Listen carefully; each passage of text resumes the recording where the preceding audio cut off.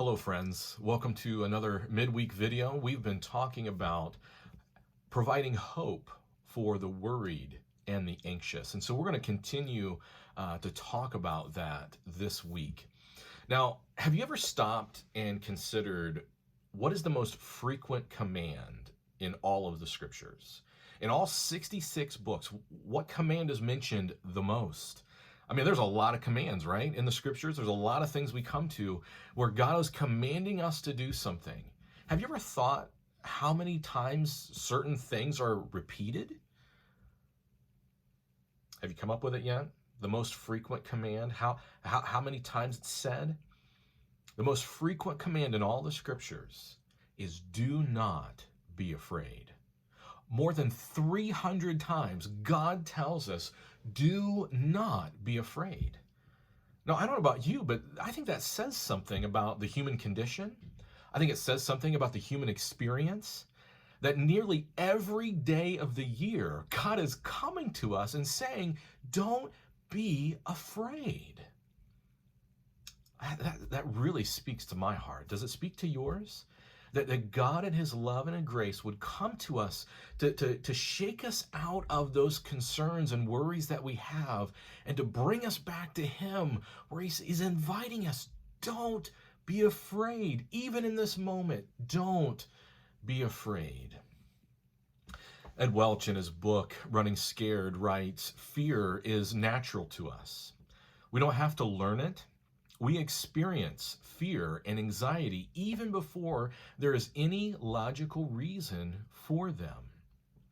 In my last video, I described a kind of a three-step process of loving other people, of coming alongside someone in compassion and love. And it's true of even as we seek to minister to our own hearts, right? It really begins with seeking to understand that person well, to understand ourselves well. Right? The second step then is to understand their unique experience in this moment. And the third step is at the right time, take them to the heart of what's going on and encourage them to go to Christ. Right? And so that three-step process is kind of what we're walking through in these midweek videos. So rightly understand the person, rightly understand their experience, and then bring them to God's word and point them to God as their hope and their Savior. And so that's our goal for you. Now, as we dive a little bit deeper into these issues of worry and anxiety and fear, and even panic, we want to have a good understanding of these terms. They're often synonymous. They're often overlapping in nature. And so we often interact with these terms by statements that we say. We say, I feel worried. I feel nervous. I feel overwhelmed. I feel concerned. I feel stressed out. I feel paralyzed and fearful and alone or panicked or tense, worried, uneasy, or afraid, right? We often describe our experience with these emotions with I feel statements. Now, let me try to illustrate each of these terms as we would experience them. Now, let's just say that on Monday, your doctor's office called reminding you of a really important appointment that you had the next week. Now, we would experience worry through uneasy, anxious feelings accompanied by some troubling thoughts every single time we looked at our calendar, or every single time we had a discussion about our schedule for next week. Now, if worry goes unchecked, it will turn up a few notches and be turned into anxiety. Now, anxiety involves mental and emotional distress. So after that call on Monday, your days on Tuesday and Wednesday are just consumed with these anxious what if thoughts and what if scenarios and these emotional turmoil that kind of comes from inside. And we become just consumed by these things to the point where we can't think about anything else. There is nothing else on our mind. There's nothing else going on but these thoughts about what's going to happen in the future. Now, if worry and anxiety go unchecked, they continue to escalate into fear. Now, fear is a distress that's aroused by a danger, right? A danger of evil, a danger of pain, whether real or imagined. And so fear kind of hauntingly reminds us that we are not in control and there's nothing we can do about it. Anxiety had us fixated on those appointments on Tuesday and Wednesday. Well, now we've come to Thursday, and I am fearful of the next week. My heart is racing, my hands are sweaty, and my future or my family's future is unclear, and it's out of my control. You hear it escalating, you hear it increasing. Well, fear left unchecked builds into panic. Now, panic is fear in high gear. We're in overdrive. You see, in addition to all these other things that we've described, we experience a rapid heart rate, shortness of breath, feeling weak or dizzy, chest pains, and feeling out of control. Now, it's common for people experiencing panic to seek out medical attention because they think they're having a heart attack or some serious medical condition. Now, I hope you begin to see that through all these different examples about this fear of next week's appointment, they escalate, they build, and it leads to increasing physical effects that we experience. And there's this worsening progression from fear, from worry to anxiety to fear to panic. Now, in the New Testament, we come across the Greek word merimna. It's a very interesting word. It's used in both positive and negative ways. The context really determines how this word is translated and used. So when it's used in a positive way, it's translated as concern or genuine interest. When it's used in a negative way, it is translated as worry or anxious. So the positive example would be Philippians 2:20. Paul's writing to the church and telling them that he is entrusting them into Timothy's care. Well, this is what Paul says about Timothy. He says, "For I have no one like him who will be genuinely concerned for your welfare." Now, a negative example would be Matthew 6:25. And we're going to look at Matthew 6 next week, and we're going to spend our entire midweek message on just walking through Jesus' words in Matthew chapter 6. But this is what Jesus says in verse 25. He says, "Therefore I tell you, do not be anxious." Isn't that interesting? He goes on to describe to be anxious about your life, what you'll eat, drink, wear. But in both of these passages, the word merimna is used. In the first passage, Paul is encouraging the church. He's using this word to encourage them about Timothy's ministry in his place. And Jesus uses the same word, commanding his people not to be anxious about the unknown or the unknowable future.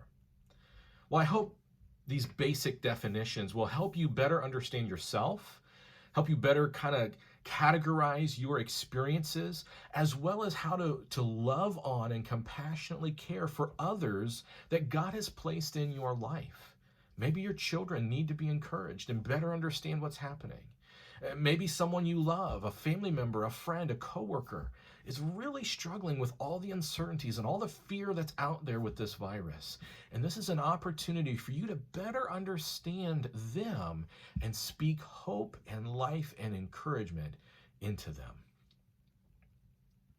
Well, virtually every worry has as its origin a legitimate concern.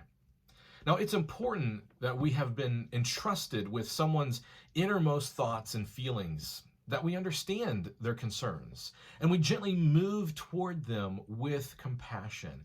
God has entrusted us with their care, and so we must love them well and listen well. And we do that by asking, what concerns you the most about this situation? Right? Fill in the blank. What concerns you the most? Now, we want to start at concern. Because if we don't, then our inner lawyers begin to stand up, right? You know this person, right? The one that comes to defense, the one that is self-justifying, right? And so concern is one of those settling words that says, oh, I'm concerned about a lot of things. Let me share with you those. Well, if we're going to experience change, then we need to identify what is going on and where our genuine concerns have crossed over into worry. Because let's be honest, our fears speak the loudest when my circumstances are out of control. And we're there, right? Human control and certainty are myths. They're a mirage on the horizon. They're a vain pursuit, a chasing after the wind. Ed Welch writes, lifelong worriers believe they are gifted prophets to see the future others are blind to. So compassion demands that you worry. Jesus says in Matthew 6:27, and which of you, being anxious, can add a single hour to the span of his life? Our fears speak the loudest when my circumstances are out of control. My fears speak the loudest when I feel vulnerable. As we all work through this quarantine together, nothing expresses how vulnerable we are when we're hiding for something you can't see. When we're hiding for something that we don't even know is there. We don't know when we've touched it. We don't know when we've been exposed to it. We want to believe that we're healthy. We want to believe that we're strong, but the truth of this virus has brought to light just how vulnerable every single one of us is. And it's crucial that we as Christians must walk humbly and in full dependence upon God. We're vulnerable. Our fears speak the loudest when I have a need. Whether we determine is a need, whatever we determine as our need, our fear, worry, and anxiety are going to be close by. This can be as simple as running out or running low on toilet paper. Have you had this anxiety yet? I mean, it is nowhere to be found. I mean, this is like a lost city we're trying to find. There's no toilet paper out there, right? But as our supplies run low, our needs increase, right? And we must seek God because these fears, right? The lack of supplies, I mean, basic necessities have turned into Black Friday sales, right? And people are going crazy over some of these things. People are breaking into homes and businesses, try to steal toilet paper. But yet that's the times we live in. People are sensing their great need and they are in a panic over it. And so as our supplies run low and our needs increase, we must seek God and entrust ourselves to Him because He does in fact care for us, even in these little moments. Well, our fears speak the loudest when what I love is at risk. At some level, all of us are concerned for our own health, the health of our children, the health of our parents or our grandparents who are at high risk.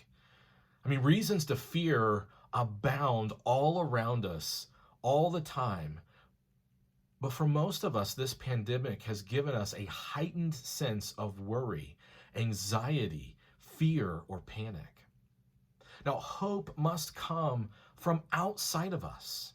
We must start there. Our minds, imaginations, and mental exercises must be drawn away from ourselves and lifted up to God. If God is sovereign, wise, and good, then I have nothing to be afraid of. I can lay to rest my futile attempts of seeking to control the people and circumstances of my life that seem to always wiggle out of my hands. I can rest securely as I cast my cares upon the Lord, who is strong and mighty for me. I am not vulnerable, lying in wait for the cruel world to walk all over me. I'm a loved child of the one true King who loves me and gave himself for me. Be encouraged by that. I can rest content believing that God knows my needs, whether I am in plenty or whether I am in want. God will supply my needs. When God is your greatest treasure, a treasure that cannot rust, be stolen, and cannot decay, you will not fear. If your treasure is forever secured in heaven, why would you worry? Why would you be anxious? Next week, we'll open up Matthew 6 and examine this link between our treasure and our fears. But until then, may I encourage you to take serious the encouragement in 1 Peter 5:7 that says to cast all your cares, all of your worries, all of your anxieties upon the Lord. Would you spend time today, this week, to write out and to list all of your concerns and then take them to God in prayer, dependent upon Him to meet these needs and concerns? Would you even make that a daily practice and a daily habit of taking these needs and concerns to the Lord and cast them there? Cast them there at His feet. It's not about your solution. It's not about your plans. It is about resting in a God who is strong, who loves you, who is your salvation and your strength and your sovereign creator. May this be a daily and even multiple times a day practice of taking your fears and concerns to Him. May I also encourage you to even open up your web browser and search for scriptures that talk about God as your refuge, that talk about God as your strength, that talk about God as your fortress and your strong tower. You will be blessed and amazed by the rich scriptures that come from a search like that. Instead of looking inward for hope and security, may we look to the Lord. Right, as we find those scriptures, maybe we write 2 or 3 of them on a note card that we can remember and have in front of us. Maybe we take one of those and commit it to memory and saying, God, this is where my hope is. This is where my trust will sit and rest and be settled. Psalm 46:1 says, God is our refuge and strength, an ever-present help in trouble. May that be where our hope is. Our worries and our fears must drive us to Christ. Well, friends, may God keep you healthy and strong, and may He draw you close that you walk closely, ever closer to Him.